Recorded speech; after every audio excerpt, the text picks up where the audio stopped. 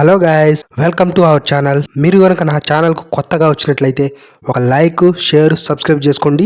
అలాగే నా నుంచి ప్రతి అప్డేట్ మీకు రావాలంటే బెల్ ఐకాన్ ఆల్లో పెట్టుకోండి. సో ఇప్పుడు మనం మ్యాటర్లోకి వెళ్ళిపోదాం. గైస్, చాలా మంది వీడియో అయితే చూస్తున్నారు కానీ వీడియోని లైక్ చేయట్లేదు.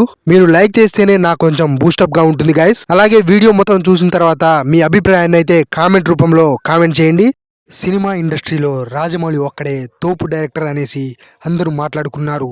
కాదు, ఆయన కంటే అమ్మ మొగుడు రేంజ్ లో తోపైన డైరెక్టర్ ఒకడు ఉన్నాడు అని ఆడే సుకుమార్ అంటూ మాట్లాడేసుకుంటున్నారు సుకుమార్ ఫ్యాన్స్. డైరెక్టర్ సుకుమార్ గురించి ప్రత్యేకంగా చెప్పాల్సిన పని లేదు. నిజంగానే ఆయన ఒక డైమండ్ అని చెప్పాలి. ఆయన తెరకెక్కిచ్చే సినిమాలు చాలా చాలా అద్భుతంగా ఉంటాయి. వల్గారిటీకి దూరంగా, న్యాచురాలిటీకి దగ్గరగా ఈయన సినిమాలు ఉంటాయి. అఫ్ కోర్స్ పుష్ప 2 సినిమా విషయంలో సుకుమార్ ట్రోలింగ్ కు ఓ రేంజ్ లో గురయ్యారు. కానీ ఆ ట్రోలింగ్ మొత్తం పాజిటివిటీగా మార్చుకునే కలెక్షన్స్ సాధించింది Pushpa 2 movie. Pushpa 2 movie Sukumar career లోనే ఒక మైల్ స్టోన్ గా నిలిచిపోయిందని చెప్పాలి. ఫ్యూచర్ లో సుకుమార్ ఎన్ని సినిమాలు తెరకెక్కించినా గానీ పుష్ప 2 మూవీ లాంటి సినిమా తెరకెక్కించలేడు అనేసి అంటున్నారు ఆయన ఫ్యాన్స్. ప్రజెంట్ అయితే సుకుమార్ గ్లోబల్ స్టార్ రామ్ చరణ్ తోటి ఒక మూవీని కమిట్ అయ్యాడు. అయితే ఈ మూవీకి సంబంధించిన వార్తలు విపరీతంగా ట్రెండ్ అవుతున్నాయి. రకరకాల బజ్ ఈ మూవీపై క్రియేట్ అవుతున్నాయి. అయితే రామ్ చరణ్, సుకుమార్ కాంబోలో ఇదివరకే రంగస్థలం లాంటి భారీ బ్లాక్ బస్టర్ మూవీ వచ్చింది. ఈ సినిమా అప్పట్లోనే సెన్సేషనల్ ఇండస్ట్రీ హిట్ గా నిలిచింది.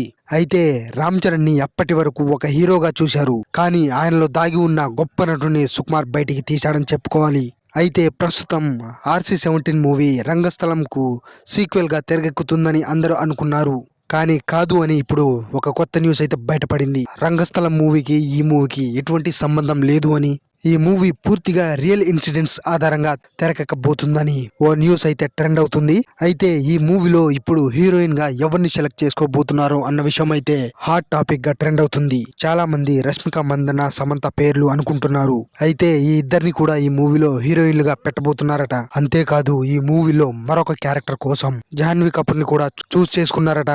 ఈ ముగ్గురు బ్యూటీస్ తోటి సుకుమార్ ఈ మూవీని తెరకెక్కించనున్నారట.